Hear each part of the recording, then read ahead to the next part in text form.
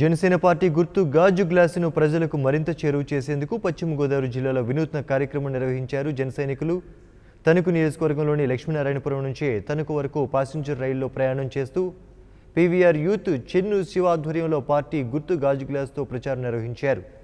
వీరికి ప్రతి రైల్వే స్టేషన్లోనూ ఆయా గ్రామాలకు చెందిన జన సైనికులు సంఘీభావం తెలిపి కార్యక్రమంలో పాల్గొన్నారు. ఈ కార్యక్రమానికి ప్రయాణికుల నుంచి మంచి స్పందన వచ్చిందన్న పీవీఆర్ యూత్ నాయకులు రాబోయే రోజుల్లో మరిన్ని వినూత్నమైన కార్యక్రమాలతో పార్టీ బలోపేతానికి కృషి చేస్తామన్నారు.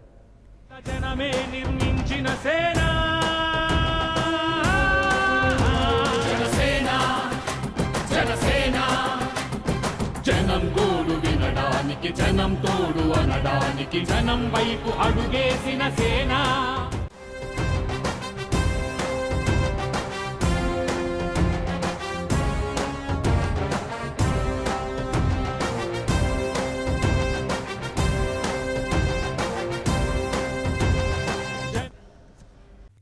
For more updates, please subscribe 99 TV Telugu.